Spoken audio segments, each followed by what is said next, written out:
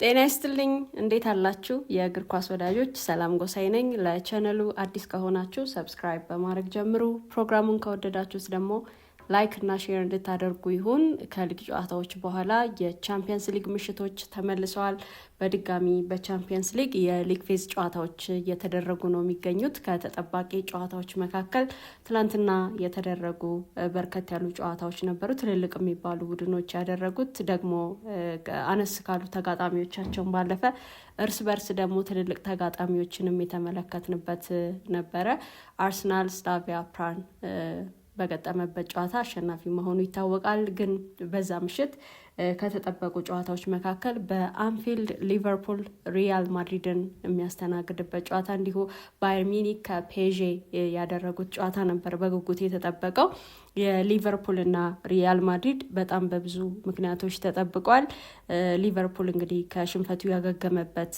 የነበረው የአስተን ቪላው የፕሪሚየር ሊግ ጨዋታ ነበርና ሪያል ማድሪድ ደግሞ በሻቪ አሎንሶ ስር በላሊጋው በጣም ጥሩ የሚባል አጀማመር ግን ደግሞ በየመሃሉ ሌሎች በተለይ በአትሌቲኮ የተሸነፈበት ጨዋታ አለ ግን ደግሞ ከዛ ባለፈ በኤል ክላሲኮ ባርሴሎናን ማሸነፉን መርሳት የለብንም እና በእነዚህ ምክንያቶች በጣም በብዙ የተጠበቀ ጨዋታ ነበር ግን ትላንትና በሊቨርፑል 1-0 አሸናፊነት ነው የተጠናቀቀው ሊቨርፑል በጣም የሚያበረታታውን ነገር ነው ያገኘው መልሶ ወደ ብርታቱ ወደ መነቃቃቱ መጥቷል ማለት ይቻላል ይሄ የቀኙ የተከላካይ መስመር ብዙ ጥያቄ የሚነሳበት ኮነር ብራድሊ ለቦታው እንደሚመጥን ያሳየበት በጣም ምርጥ ፐርፎርማንስ የታየበት የአርነ ስሎት ሴሌክሽን ትክክለኛ መሆኑን ትክክለኛ ቦታውን ማግኘቱን ያረጋገጥንበት ከባለፈው ጨዋታ አንድ ቅያሬ ብቻ አርገው ነው የገቡት በኮዲ ሃክፖ ሌፍት ፍላንክ ላይ እንግዲህ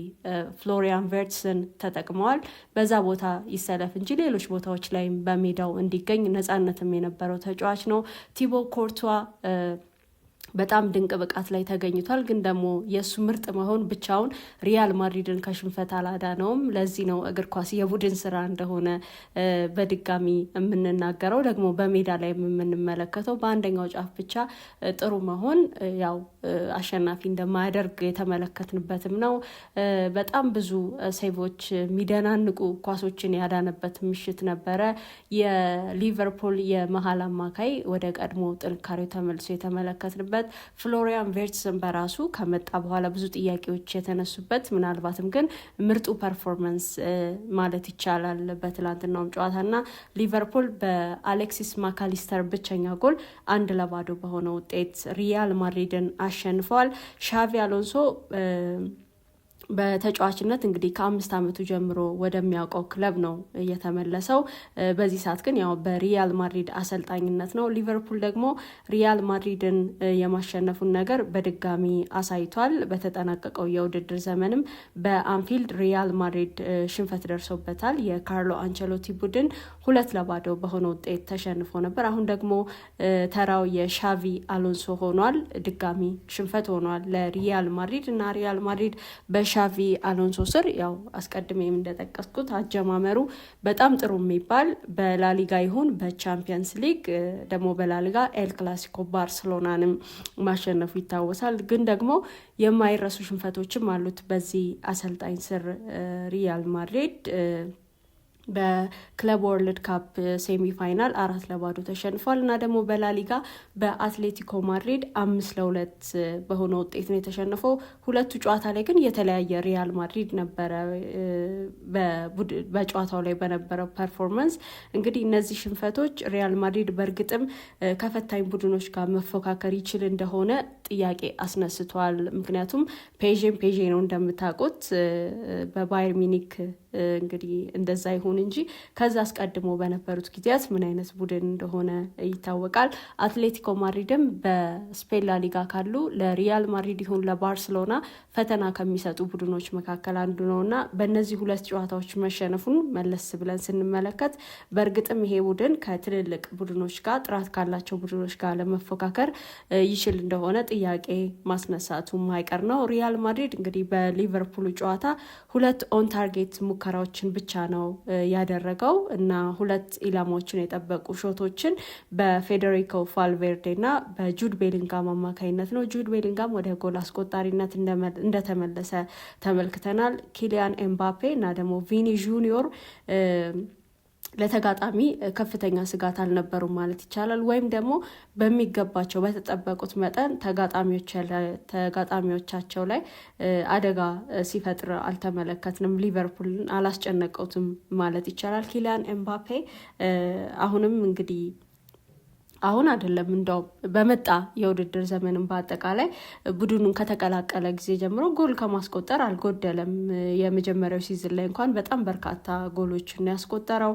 በዚህ የውድድር ዘመንም ከማንቸስተር ሲቲው ኤርሊንግ ብራውት ሃላንድ ጋር ይተካከላል በጎሎች እና ኳሶችን ያገኝም የነበረው ለነገሩ በሊቨርፑል ጨዋታ ከሊቨርፑል ፔናልቲ ኤሪያ በጣም በብዙ ርቆ ነበር። እንደዛም ሆኖ ግን ኳስ ይዞ ለመግባት ጥረት ቢያደርግም በሁለቱ ሴንተር ባኮች ተከልክሎ ተመልክተነዋል ይሄ ተጫዋች እና ቪኒ ጁኒዮርም በተመሳሳይ ከኮኖር ብራድሊ ጋር ፈተና ገጥሞታል። አብዛኛውን የማድሪድ የጨዋታ ሳይድ በነበረው ሌፍት ዊንግ ላይ እንግዲህ የማድሪድ የትኛው ጠንካራ እንደሆነ የተመለከትንበት ነው እና ቪኒ ስኬታማ አልነበረም። በሱ ድካም ብቻ ሳይሆን በኮነር ብራድሊም ጥንካሬ የሆነ ነው። አንፊልድ እንግዲህ አስፈሪነቱ የታወቀ ነው። ወደዚህ ስቴዲየም ሲመጣ ወደዚህ ሜዳ ሲመጣ ተጋጣሚ ሙሉ በሙሉ ባይሆን የትኛውንም ያህል ጠንካራ ቡድን ቢሆን የሆነ ድንጋጤ ግን ይሰማዋልና ተጋጣሚን ጫና ውስጥ እንደሚከትም ይታወቃል። እናም ይህ ተጋጣሚን ጫና ለመቋቋም የሚመጣው ተጋጣሚ ወደ አንፊልድ ሁልጊዜም ዝግጁ መሆን አለበት እና በዚያ ላይ ደግሞ የትሬንት አሌክሳንደር አርኖልድ ዳግም ወደ አንፊልድ መመለስ እንግዲህ በዚህ ሰዓት የሪያል ማድሪድ ተጫዋች ሆኖ በተቃራኒ የቀድሞ ቡድኑን ለመግጠም ነው። በቋሚነት አልጀመረም እዚህ ጨዋታ ላይ እና በአንፊልድ የነበረውም ደጋፊ እንደው እሱን ከማስታወስ ይልቅ ስለ ኮነር ብራድሊ ብዙ ሲል ነበር ያመሸው ማለት ይቻላል። ማድሪድ እንግዲህ በጨዋታው ከሊቨርፑል በ2 የበለጠ ቦል ሪከቨሪስ ነበሩት፣ 50 ላይ ደርሶ ነበረ። ቡድኑ በእርግጥ ጥረት አድርጓል፣ ግን ደግሞ የሊቨርፑል ጫና የበለጠ ነበር ማለት ይቻላል። ከመጀመሪያው ደቂቃ ጀምሮ ሪያል ማድሪድን ጫና ውስጥ ለመክተት ጥረት እያደረገ ነበር። በጣም ተጭኖ ሲጫወትም ተመልክተናል። ግን ሪያል ማድሪድም ያው እንደ ቡድን ጥረት አድርጓል። አብሮ ለመጫወት፣ አብሮ ለማጥቃት፣ አብሮ ለመከላከልም ጥረት ሲያደርግ ነበር። ቪኒ እንግዲህ የሊቨርፑልን ካውንተር አታክ ለማቆም ሲልም ለጥፋት እንደተጋለጠና የቢጫ ካርድም እንደተመለከተ አይተናል። በጨዋታው እንግዲህ የፊት መስመር ተጫዋቾች ፕሬስ ማድረግ እንዳይረሱ ወይም ደግሞ እንዲያስታውሱ ይወተወቱ እንደነበረም በነ ሻቪ አሎንሶ በየደቂቃው በየሰዓቱ ያስታውሷቸውም እንደነበረ ተመልክተናል። ያንን ማድረግ ያስፈልግ ነበር፣ ግን ያ ጥቂት ጥረት በሊቨርፑል ደግሞ የበለጠ ብርታትና ጥንካሬ ተረድተዋል ማለት ይቻላል። በሪያል ማድሪድ እንግዲህ ቸል መባል የሌለበት ነገር ትራንዚሽን አለ። አሁን በዚህ ቡድን ደግሞ ከተጫዋቾች እስከ አሰልጣኝ ነው ይሄ ትራንዚሽን። የካርሎ አንቸሎቲ ዘመን አብቅቶ አሁን የሻቪ አሎንሶ ሆኗል። ደግሞ የቀደሙት ትልልቅ ተጫዋቾች የሉም። ካሪም ቤንዜማ ከቡድኑ ከወጣ ቆይቷል። የቶኒ ክሩስንም ነገር እንደዚሁ የምታውቁት ነው፣ ትንሽ ቆይቷል። ናቾ በዚህ ቡድን የለም። የመሃል ሞተሩ ሉካ ሞድሪችም ከሪያል ማድሪድ ጋር የለም። ሉካስ ቫስኬዝ በሌቨርኩዝን ነው አሁን የሚገኘው። ከሪያል ማድሪድ ጋር እነዚህ ትልልቅ ተጫዋቾች በሪያል ማድሪድ የምናውቃቸው የሪያል ማድሪድ ምልክት የሆኑ ተጫዋቾች አሁን በቡድኑ የሉም። አሁን በወጣቶቹ ነው ያለው። እንደ አልቫሮ ካሬራስ ገና 22 ዓመቱ ነው። ዲያን ሀውሰን ደግሞ እሱም እንደዚሁ ከፕሪሚየር ሊጉ የተዘዋወረ የ20 ዓመት ወጣት ነው። ፍራንኮ ማስታንቶ ሆኖ ገና 18 ዓመቱ ነው። ስለዚህ ይሄ ቡድን ልምድ ያላቸው ተጫዋቾችን አጥቷል እና ልምድም አጥቷል። በራሱ ቡድኑ መሪነት የሚጎድለዋል። በመልበሻ ቤትም ቢሆን ያንን ማስተዋል ይቻላል። አሁን ቡድኑ ላይ ያሉ መሪዎች ማለት የሚቻለው ኮርቷና ቫልቨርዴ ነው።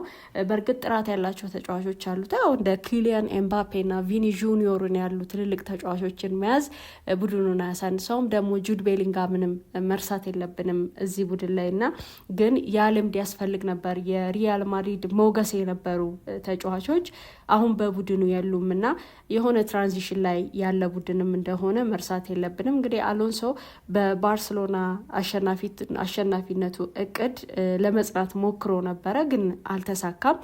በዛ የጨዋታ እቅድ ነበር የመጣው፣ ግን በኤል ክላሲኮ ቢሰራም በዚህ ጨዋታ ግን የከሸፈ እቅድ ነበር ማለት ይቻላል። ያው በ4-4-2 ካማቪንጋን የተጠቀመበትን መንገድ ተመልክተናል፣ ግን አልሰራም ነበረ። ኮርቷ በጨዋታው በጣም ድንቅ ነበር፣ ግን ብቻውን ጨዋታ አያሸንፍልህም። በቃ አንድ ግብ ጠባቂ ምርጥ ነው ማለት ብቻውን ጨዋታ አሸንፎ እንደማያወጣ ጥሩ ማሳያ እንደነበረ የትላንቱ ጨዋታ ብዙ የሚነግረን ነው። በእያንዳንዱ አጋጣሚ ይሄ ተጫዋች ይሄ ግብ ጠባቂ ሰውነቱን አግዝፎ የሊቨርፑልን ማጥቃትና እንዲሁ የአጥቂ ተጫዋቾችን ሲያስጨንቅ ቆይቷል። ያንን ተመልክተናል። 2 ሜትር ነው የሚረዝመው ይሄ ተጫዋች። ደግሞ እጁን ሲዘረጋ አስቡት። በዛ ላይ አንድ ተጫዋች ኳስ እየገፋ ወደሱ ሲመጣ ሰውነቱን አግዝፎ የሚጠብቀው ከሆነ በ2 ሜትር ላይ የሚጨምረውን ነገር ማሰብ ነውና ትላንትና በጣም ጥሩ ጊዜ ነበር ያሳለፈው እና ኮርቷ ኤክሰፕሽናል ግብ ጠባቂ ነው። ጨዋታ እንግዲህ የተጠናቀቀው 1-0 ነው ይሄ ጨዋታና 1-0 ብቻ እንዲጠናቀቅ እርሱ ያዋጣው በጣም ብዙ ነው ኮርቷ ያዋጣው። ነገር ግን ያው ግብ ጠባቂ የቱንም ያህል ምርጥ ቢሆን ሁሌም ታሸንፋለ ማለት እንዳልሆነ ተመልክተናል። 4 ጎል የሚሆኑ ንጹህ ኳሶችን በትክክል ሊቆጠሩ የሚችሉ ኳሶችን ነው ያዳነው። እጅግ አስከራሚ ኳስ የማዳን ብቃት ላይ ይገኝ ነበረ።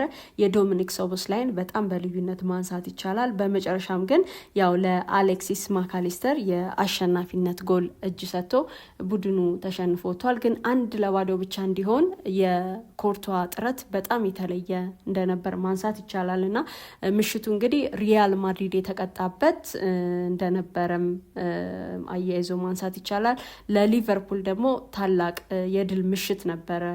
ይሄ ምሽት እንዲህ ያሉ ትልልቅ ክለቦች ሲገናኙ ልክ እንደ ሪያል ማድሪድ እና ሊቨርፑል ያሉ ትልልቅ ጥራት ያላቸው ቡድኖች ሲገናኙ ሃይ ኳሊቲ ጌም ይጠበቃል እና ያንን ያጣ አይመስለኝም። የምሽቱም ጨዋታ ከሳምንት በፊት እንግዲህ 4 ተከታታይ የፕሪሚየር ሊግ ሽንፈቶችን ላስተናገደው ሊቨርፑል ደግሞ ከካራባው ካፕ ውድድርም ለወጣው ሊቨርፑል ስለ ሲዝኑ አስፈሪነት በጣም ብዙ ሲባል ቆይቷል። ግን ሊቨርፑል ካለው የተጫዋቾች ጥራት አንጻር የአምና ቻምፒዮን ነው። በጥንካሬ ላይ የተገኘ ቡድን ነው። በዚህ ሲዝንም ቢሆን የማይስተካከል ችግር እንዳልሆነ የገጠመው በብዙ ስናነሳ ነበረ። ከገባበት ችግር ይልቅ የመውጫ መንገዱን በጣም ብዙ እንደሆነ መፍትሄ መስጠት እንደሚችል ብዙ ስንል ቆይተናል። በዚህ ፕሮግራም መለስ ብላችሁ ልታደምጡት ትችላላችሁ እና ትላንትናም በጣም ጥሩ መንገድ ነበረ ጨዋታውንም የጀመረው። ደግሞ 1 ጎል ብቻ ይሁን እንጂ ያስቆጠረው ሌሎች ሙከራዎችንም አድርጓል። በቲቦ ኮርቷ ጥንካሬ ከመረብ ጋር ሳይገናኙ የቀሩ ኳሶች ይኑሩ እንጂ ሊቨርፑል በጣም ጠንካራ ነበር። አርነ ስሎት እንግዲህ በአንፊልድ ዘመናቸው የማንቂያ ደወል ያደመጡባቸው ጊዜያት እንደነበሩ ያለፉት 4 ሽንፈቶች ተመልክተናል። ከ1953 በኋላ 5 ተከታታይ ሽንፈት እንዳይደርስበትም ሆኖ የቪላን ድል የምታስታውሱት ነውና ያው ቪላን 2-0 ያሸነፉበት ጨዋታ ተስፋ ሆኗቸው በአሁኑ ደግሞ ማድሪድ ላይ ባገኙት ድል ያ ተስፋ ለምልሞ የተመለከቱበትም እንደሆነ አይተናል። አሁን አንዴ እንደገና መነሳሳት መነቃቃት ሆኗል በሊቨርፑል አንፊልድ። እንደውም ትላንት በውድድር ዘመኑ የሊቨርፑል ምርጡ ፐርፎርማንስ ነበር ማለት ይቻላል። ከጨዋታው የመጀመሪያ ደቂቃ አንስቶ ሪያል ማድሪድን ጫና ውስጥ የከተተ በጣም ጥራት ያለው እንቅስቃሴ ነው የተመለከትነው። ደግሞ አቶት የነበረውንም ቀድሞ የሚታወቅበትንም ቴምፖና ኢንቴንሲቲ መልሶ ያገኘበት ነው ሊቨርፑል። እንግዲህ በሊቨርፑል በነዛ ሽንፈቶቹ ለችግሮቹ እንዴት መፍትሄ መስጠት እንዳለበት ከተነሱ ነገሮች አንዱ እንደ መፍትሄ ከተነሳው ነገር አንዱ ሊቨርፑል ዋንጫ ሲያነሳ ወደ ነበረበት ጥንካሬ ለመመለስ ቋሚ 11 ላይ ማን ይሰለፍ ታዲያ የሚለው እንደነበረ ጥያቄ የለውም። እንግዲህ ወደ ቀድሞ ጥንካሬው ለመመለስ ያንን አሰላለፍም መልሶ ማግኘት እንደነበረ እንደ መፍትሄ ብዙ ሲነሳ ነበር። ታዲያ በዚህ ውስጥ እንግዲህ ጠንካሮቹን አንድ ላይ መመለስ እና ደግሞ በዛው ቦታ በፖዚሽናቸው በዛው ሚና በሚሰጣቸው ሮል ማቀናጀት ያስፈልግ ነበረ። የአርነ ስሎትም ሴሌክሽን ቦታውን አግኝተዋል ማለት ይቻላል። በትላንቱ ጨዋታ በሳምንቱ መጨረሻ ተጠቅሞት ከነበረው አሰላለፍ አንድ ለውጥ ብቻ ነው ያደረጉት አርነ ስሎት። በሌፍት ፍላንክ ያው ኮዲ ሃክፖን ነበር የተመለከትነው። በትላንቱ ጨዋታ ግን ፍሎሪያን ቨርትስን ነው ያየነውና በጣም ጥሩ እንቅስቃሴ የተደረገበት ነበር ማለት ይቻላልና ወደዚህ መመለሳቸው በራሱ ወደ ቀደመ ነገራቸው መመለሳቸው በራሱ ትልቅ ውሳኔ እንደሆነ ተመልክተናል። ለውጥ ማድረግ ያስፈልጋል። በርካታ አዳዲስ ተጫዋቾች አሉ፣ እነሱን መጠቀም ያስፈልጋል። ግን ያንን ለውጥ በአንድ ጊዜ ማድረግ ሊቨርፑልን እንዴት እየጎዳው እንደነበር የተመለከትንበትም ሁኔታ አይተናል። ያ ጠንካራ የነበረው የመሃል ክፍል በአሌክሲስ ማካሊስተር፣ ዶሚኒክ ሶቦስላይ እና ራያን ራቨንበርህ ጥንካሬ ላይ ይገኝ የነበረው ቡድን ዘንድሮ በዚህ የውድድር ዘመን በብዙ ምክንያቶች በአሌክሲስ ማካሊስተር የፊትነስ ጥያቄ፣ በዶሚኒክ ሶቦስላይ የሚና ለውጥ ወይም የፖዚሽን ለውጥ ራይት ባክ ላይ ሲሰለፍ እየተመለከት ነው ነበር። በራያን ራቨንበርህ ጉዳትም ደግሞ አንድ ላይ ሳይሰለፉ የተመለከትንባቸው አጋጣሚዎች ነበሩ። ስለዚህ እነዚህን ወደ አንድ ማምጣት እና ከኋላ ጀምሮ ማስተካከልን በጣም ያስፈልግ ስለነበረ ያንን ያደረጉበት ነው እና በዛው በጸኑበት መንገድ መተው ሌላ ደግሞ አሸናፊነት ነው ያገኙት። ለዛውም ጠንካራውን ሪያል ማድሪድን ነበረ ያስተናገዱት። ኮነር ብራድሊ እንግዲህ ብዙ ጥያቄዎች የተነሱበት የቀኝ መስመር መከላከል በተጫዋቾች ጉዳት ፎርማቸው ምክንያት በተጫዋቾቹ እና ደግሞ አዲስ በመሆኑም የፍሪምፖን የምታውቁት ነው እና ጥያቄ ውስጥ የቆየ ነበር ይሄ ቦታ። የትላንቱ ግን የብራድሊ ብቃት አንፊልድ ከትሬንት አሌክሳንደር አርኖልድ በኋላ እንግዲህ የሚተማመንበት ተጫዋች እንደሆነ በድጋሚ ማሳየት የቻለበት ብቃት እና ቲኤኤን እንዲረሳም ያደረገበት ነበር ማለት ይቻላል። በዛ ላይ ዝማሬውን ሰምታችኋል አይደለ? there is only one corner Bradley የሚል በብዙ የሚጮህ ድምጽ ነበረ ሲሰማ የነበረው በመላው አንፊልድ። በትላንትና ምሽት የተደመጠው እንዲህ ያለው ነገር ነበር። እንግዲህ ኮነር ብራድሊ ቲኤኤ በሊቨርፑል ባለ ጊዜ እንኳን ተፎካክሮ ትሬንት አሌክሳንደር አርኖልድ ወደ ተጠባባቂ ወንበር ያወረደባቸውም ጊዜያት እንደነበሩ መርሳት የለብንም። ይሄ ወጣት ተጫዋች በፕሪሲዝን ጉዳት ገጥሞት ነበር። ከዚያ ጊዜ ጀምሮ እንግዲህ ስልተምቱን ለማግኘት ፎርም ላይ ለመገኘት ተቸግሮ ተመልክተነዋል። በቦታው ራይት ባክ በቋሚነት ለመጫወት አልቻለም። ሽሎትም ደግሞ በመደበኛነት ተጫዋቾችን የሚቀያይሩበት ቦታ ሆነ ይሄ ራይት ባክ እና የሊቨርፑል ይሄ ቦታ ዋናውን ተጫዋች ያላገኘ እስኪመስል ድረስ እንደውም ሶቦዝ ላይን ጨምሮ ወደ ኋላ አድርገውት ተመልክተን ነበረ እዚህ ቦታ ላይ እና ታዲያ በአስተን ቪላ የነበረው ፐርፎርመንስ ትልቅ መወጣጫ ሆኖት ከ3 ቀናት በኋላ ደግሞ በሪያል ማድሪዱ ጨዋታ በብዙ ጠንክሮ የመጣ ወጣት ተጫዋች ነው። ደግሞ መከላከል ብቻ ሳይሆን አንደርላፒንግ ሩጫዎችም ነበሩት። ወደፊት በሚያደርጋቸው እንቅስቃሴዎች ሪያል ማድሪድን ሲያስጨንቅ፣ ለቡድን አጋሮቹ ደግሞ የሆነ ነገር ወደፊት ማስጠጋት ሲችል ተመልክተነዋል እና ብራድሊ ፍርሃት የለበትም። ወጣትም ቢሆን ደግሞ በራስ መተማመኑ በጣም የሚደንቅ ነው። ቪኒ ጁኒዮር ይሁን ኪሊያን ኤምባፔ፣ ጁድ ቤሊንጋም ይሁን ሌላ በሚገባ በብቃት አስተናግዷቸዋል ማለት ይቻላል ይሄ ወጣት እና ትላንትና በጣም ምርጥ ጊዜን ካሳለፉ በሊቨርፑል ተጫዋቾች መካከል አንደኛውን እሱም ማንሳት ይቻላል። ሌላኛው ፍሎሪያን ቨርትስ ነው። ኳስና መረብን ባያገናኝ አሲስት ባያደርግ በሊቨርፑል ሲዝኑ እንግዲህ ምርጡ ፐርፎርማንስ ነበረ የትላንቱ። ቪላን ከገጠመው ቡድን እንግዲህ ብቸኛው ለውጥ ፍሎሪያን ቨርትስ ነው። በሌፍት ፍላንክ ወይም ዊንግ ላይ ይጀምር እንጂ ያው በሜዳው ሌሎች ክፍሎችም የመታየት ወይም ደግሞ ሌሎች የሜዳ ክፍሎች የመድረስ ነፃነትም የተሰጠው ተጫዋች ነበር በትላንቱና ጨዋታ እና ከኳስ ጋር የነበረው ንክኪ፣ ፓሶቹ፣ የነበረው ኤነርጂ በተለይ ደግሞ ከኳስ ውጪ ፕሬስ ሲያደርግ በጣም የሚደንቅ ተጫዋች ነበረ። ኳስ ይነጥቃል፣ ክሮሶቹንም ያደርጋልና ደግሞ ቢትዊን ዘ ላይንስ በመስመሮች መሃል ያው በአማካይና በተከላካዩ መሃል ሪያል ማድሪድ እንግዲህ በዛ መሃል እንቅስቃሴዎችን ያደርግም እንደነበረ ተመልክተናል።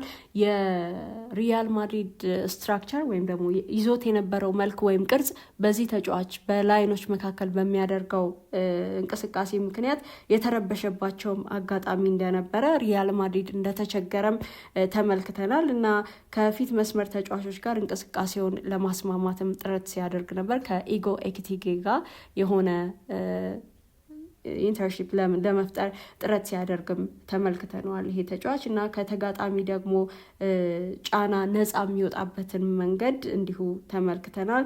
በሚድፊልድ ከማሌክሲስ ማካሊስተር ጋር ያደርግ የነበረውንም ልውውጥ እንደዚሁ በጨዋታ ላይ የተመለከትነው ነው እና በአንፊልድ እንግዲህ ጥሩ ነገሮች እየመጡ እንዳሉም ምልክት ያሳየበት ነበረ የትላንት ምሽቱ ፐርፎርማንስ። ትላንትና እንግዲህ በጥንካሬ በልዩነት እነዚህን አንዳንድ ተጫዋቾች አነሳን እንጂ እንደ ቡድን በጣም ጥሩ ነበረ ሊቨርፑል። አሁን ቀጣይ ጨዋታው ከማንቸስተር ሲቲ ጋር ነው። በአስተን ቪላው ጨዋታ ድል ጀምሯል። ከሽንፈት በኋላ የመጣ ድል ማለት ነው። ከዛ በሪያል ማድሪድ ቀጥሏል። ወደ ማንቸስተር ሲቲም ይቀጥል እንደሆነ ያኔ እንመለከታለን። በካራባው ካፕ በዛ ውድድር እንግዲህ ሌሎች ምርጫዎችን አድርጎ የተጫዋቾች አሰላለፍ ላይ ለአስተን ቪላው ጨዋታ ሲዘጋጅ አሸንፎ ወደዛ መሄድ ይቀል ነበር የሚሉ በአስተን ቪላም ሊፈተን ይችላል የሚሉ ነገሮች ነበር። ግን አርነ ስሎት አሸንፈዋል። ከዛ የካፕ ውድድር ቢወጡም አስተን ቪላን ለማሸነፍ ያደረጉት ስለነበረ አስተን ቪላን አሸንፎላቸው ሰርቷል ማለት ይቻላል እና በጣም በብዙ ብርታት በጣም በብዙ ጥንካሬ የመጣ ቡድን ነው እና ከዚህም በኋላ ሊቨርፑል እንዴት አስፈሪ ሊሆን እንደሚችልም ምልክት የሰጠ እንደሆነ መናገር ይቻላል። አሌክዛንደር ኢዛክ በጉዳት ምክንያት አሁን ከቡድኑ ጋር የለም እና እሱም እንደዚሁ ጎል ማስቆጠር በጀመረ ጊዜ መሐመድ ሳላ በተከታታይ 2 የፕሪሚየር ሊግ ጨዋታዎች ጎል አስቆጥሯል። ደግሞ በዛ መጠን የሚቀጥልም ከሆነ እዛ ፎርም ላይ የሚገኝም ከሆነ ያንን እንመለከታለን። ግን በጣም የሚያበረታታ የሚያነቃቃ ነገር በሊቨርፑል እንደተመለከትንም መናገር ይቻላል። የገጠመው ሪያል ማድሪድንም መሆኑን መርሳት የለብንም።